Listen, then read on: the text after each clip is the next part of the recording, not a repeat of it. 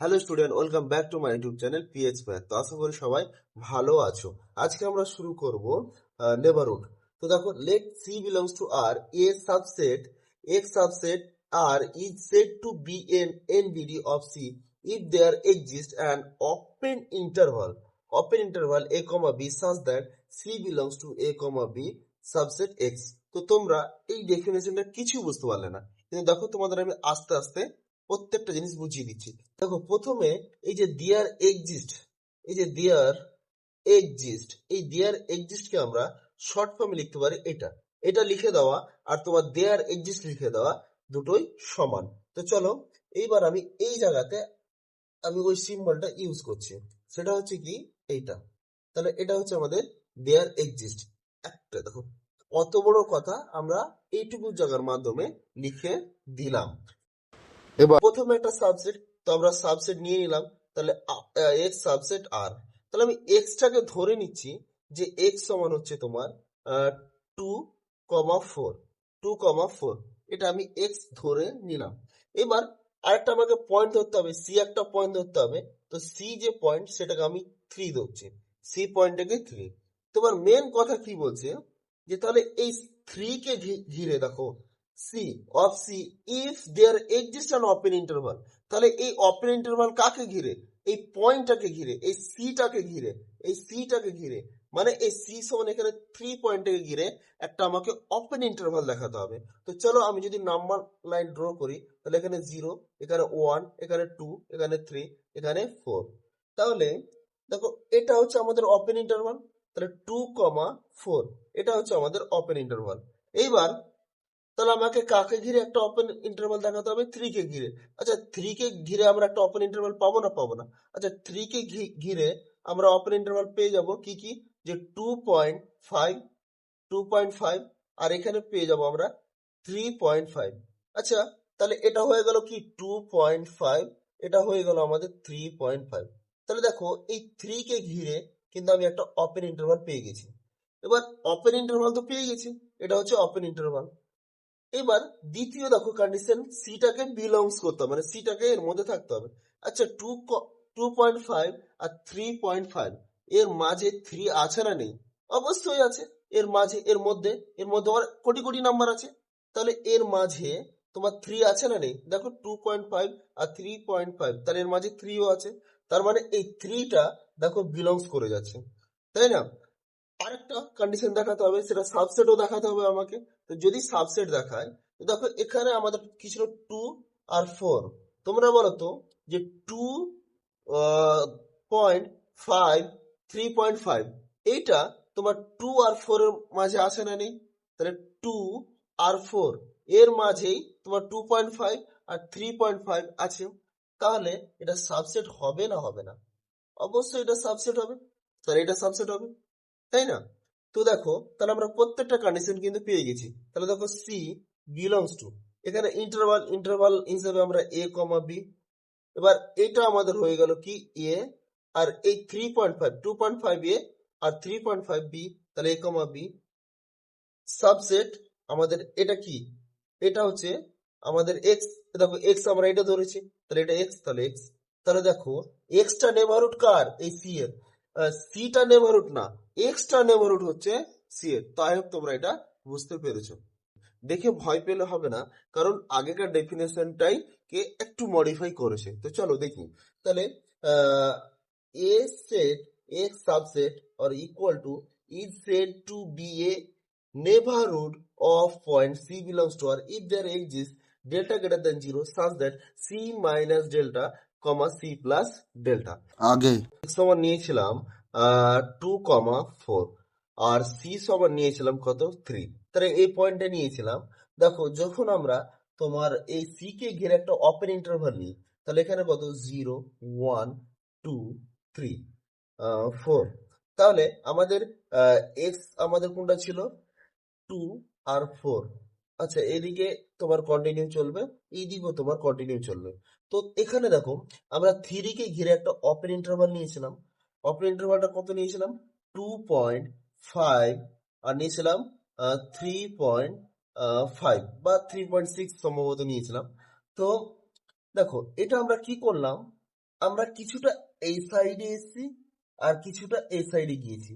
তাহলে দেখো যখন আমরা এই সাইডে এসছি, আমরা যখন লেফটের দিকে গিয়েছি তখন দেখো কিছুটা কমেছে, আর আমরা যখন রাইটের দিকে গিয়েছি তখন কিছুটা বেড়েছে। তো দেখো তাহলে আমাদের মেন পয়েন্ট কত? 3।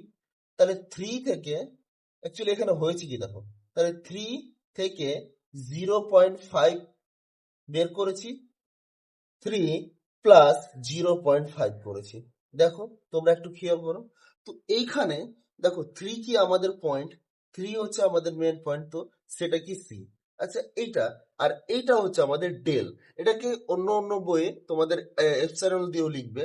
তো ডেলটা কত এখানে? 0.5। তো দেখো একবার তুমি কি করেছো, এটাকে ডেল লিখে দিলে মাইনাস, আর এখানে 3 মানে কি পয়েন্টটা, তাহলে পয়েন্ট ধরেছি কি আমরা সি, তাহলে এখানে কি সি, আর এখান থেকে প্লাস এটাকে আমরা কি ধরলাম? ডেল্টা, তাহলে ডেল্টা। তো যে তাহলে সি মাইনাস ডেল আর সি প্লাস ডেল, তাহলে এই এই যে আমরা বাদ দিচ্ছি, তাহলে আমরা কিছুটা বাদ দিই আবার কিছুটা অ্যাড করেই তো আমরা একটা ইন্টারভাল তৈরি করব, তাই না? তো ওটাকে আমরা সি মাইনাস ডেল আর সি প্লাস ডেল, দেখো আর কিছু নয়, এইটাকে একটু মডিফাই, মানে আগে যে ডেফিনেশন সেটাকে একটু মডিফাই করেছে। তাহলে তোমরাই বলো এই সিটা অলওয়েজ, এই যে সিটা তার মানে কি, এখানে 2.5, এটা তো আমাদের নাম্বার নেই, এখানে ডেল দিয়ে লেখা রয়েছে, এখানে তোমরা ভালো বুঝতে পারবে। তাহলে দেখো যে এটাই হচ্ছে এ লাইন লেখা আর এ লাইন লেখা দুটোর মধ্যে কিন্তু কোনো পার্থক্য নেই। তাহলে তোমরাই বলো, এখানে এখানে দেখে বলো যে তাহলে 3 অলওয়েজ লাই করবে, তাহলে এখানেও সি মাইনাস ডেল কমা সি প্লাস ডেল এটাও অলওয়েজ আমাদের লাই করবে, মানে আমাদের থাকবে, তাই তো? তো তাহলে এই যে ডেফিনেশন, এটাই হচ্ছে আমাদের এপসাইলন ডেফিনেশন বা ডেল্টা ডেফিনেশন। তুমি যদি এখানে ডেল্টা নিয়েছো তাহলে এটা হচ্ছে কি ডেল্টা ডেফিনেশন, বা তুমি যদি এখানে এপসাইলন নাও তাহলে এটা এপসাইলন দিয়ে ডেফিনেশন কার?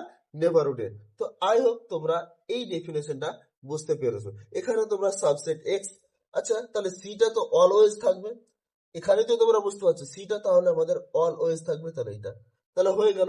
এটাই হচ্ছে আমাদের নেভারহুডের ডেফিনেশন। তো আই হোপ তোমরা বুঝতে পেরেছো। ধরে নাও এক্স যদি আমরা ক্লোজ ইন্টারভাল নিই, ক্লোজ ইন্টারভাল ধরে নাও 0, আমি 3 নিলাম। এবার দেখাতে চাই যে 0 x is NBD, NBD of 0। তাহলে জিরোর জন্য এক্সটা নেভারহুড হবে না, হবে না। তো দেখো ক্লোজ ইন্টারভালের ক্ষেত্রে সেটা হচ্ছে কি 0, 1, 2, 3। তাহলে এখানে দেখো যখন আমি 0, আমাকে মেন পয়েন্ট কি আমার? 0। এখানে দেখো পয়েন্ট হচ্ছে কি আমাকে 0। তাহলে 0 যদি পয়েন্ট হয় তাহলে তোমার দেখো আমাকে কিছুটা মাইনাস আসতে হবে, তাহলে 0 মাইনাস সামথিং। তাহলে তুমি সেটাকে যতই ছোট নাও, যতই ছোট নাও, তাই না, এই ডেলের ভ্যালুটা তুমি যতই ছোট নাও, তাহলে 0.0001 তুমি এটা নিলে ডেল, ডেল ইকুয়াল টু এটা নিলে, তাই তো, ডেল ইকুয়াল টু এটা। তাহলে ডেলের ভ্যালুটা এত নিল, তবুও দেখো যে এইটা কিছুটা এই দিকে চলে আসছে, আর এটা তো সেটের পয়েন্টই নয়, এটা তো এক্স সেটের পয়েন্টই নয়। যেহেতু এক্স সেটের পয়েন্টই নয়, তাহলে আমরা ডাইরেক্ট বলে দেবো যে এই জিরোটা, মানে এই এক্সটা জিরোর নেভারহুড হবে না। কারণ দেখো যখনই আমি 0 মাইনাস সামথিং করবো, দেখো 0 প্লাস করলে 0 প্লাস 0.0001, এটা যদি আমি করি তাহলে এই ক্ষেত্রে কোনো সমস্যা হবে না, মানে এটা নিলে, কারণ এটা এর ভিতরে প্রত্যেকটা পয়েন্ট আছে। কিন্তু যখন আমি মাইনাস করব তখন এই সাইডে কিছুটা হলেও চলে আসবে, তুমি যতই ছোট নাও চলে আসবে। তার জন্য ক্লোজ ইন্টারভালের যে এন্ড পয়েন্ট, দেখো ক্লোজ ইন্টারভালের মধ্যে যে এন্ড পয়েন্ট, মানে এই জিরোটা কিন্তু সেটের মধ্যে আছে, আর এই 3 এটাও কিন্তু সেটের মধ্যে আছে। তো যেহেতু সেটের মধ্যে আছে, মানে এন্ড পয়েন্ট গুলো যেহেতু সেটের মধ্যে আছে, তো ক্লোজ ইন্টারভালের ক্ষেত্রে যে এন্ড পয়েন্ট গুলোর কিন্তু তোমার মানে ওই এক্স এর নেভারহুড হবে না, মানে যে 3 আর 0 এক্স এর কিন্তু নেভারহুড হবে না। এবার তার মাঝের পয়েন্ট গুলোর আমরা নেভারহুড বের করতে পারবো। তো আই হোপ তোমরা এটা বুঝতে পেরেছো। এই কেসটা হচ্ছে কি যখন ক্লোজ ইন্টারভাল হবে, তোমরা একটা নোট লিখে নাও, intervals, intervals can be can be neighborhood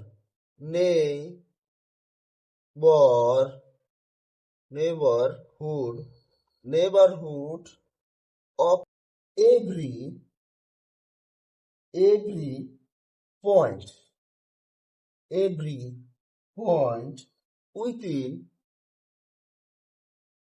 within this its end point।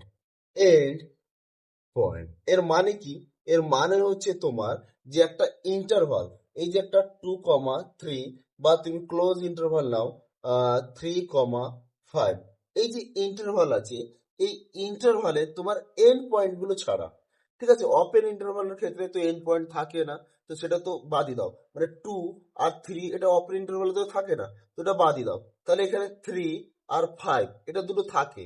তো এখানে কি বলছে যে নেইবারহুড প্রত্যেকটা হবে, শুধুমাত্র যে এন্ড পয়েন্ট বলতে এগুলোকে এন্ড পয়েন্ট বলা হয়, বা বাউন্ডারি পয়েন্ট বলা হয়। তো বলছে এন্ড পয়েন্ট গুলোর নেইবারহুড হবে না, কিন্তু এর মাঝে যতগুলো পয়েন্ট আছে, মানে কি এটা যদি 2 আর এটা 3 হয়, তো এর মাঝে যতগুলো পয়েন্ট আছে, ইন্টারভালের মাঝে যতগুলো পয়েন্ট আছে, সেগুলো প্রত্যেকটা ওই সেটের ইন্টারভাল হবে, কিন্তু এন্ড পয়েন্ট গুলোর ইন্টারভাল হবে না। তো আই হোপ তোমরা এটা বুঝতে পেরেছো। তাহলে এই জিনিসটা নোটে তোমরা লিখে রাখবে। এবার আমরা পড়বো তোমার ডিলেটেড নেইবারহুড। তো প্রথমে ডেফিনেশনটা দেখো, if x is neighborhood of c point, then x minus c is called dilated neighborhood of c. It is denoted by nc minus c. তো দেখো, তোমরা এই জিনিসটা হয়তো বুঝতে পারলে না ডেফিনেশনটা, আমি তোমাদের বুঝিয়ে দিচ্ছি। ধরো না, এখানে নিলাম 0, 1, 2, তাহলে আমরা এক্স একটা পয়েন্ট নিলাম, সেটা হচ্ছে কি, এক্সটা হচ্ছে কি তোমার 0,2, বাকি তোমার ডট ডট করে চলবে, আমি ওগুলো লিখছি না। আর এখানে হচ্ছে কি তোমার 3, এখানে 4 নিয়ে নিলাম, তাহলে এক্স ইকুয়াল টু 0,2।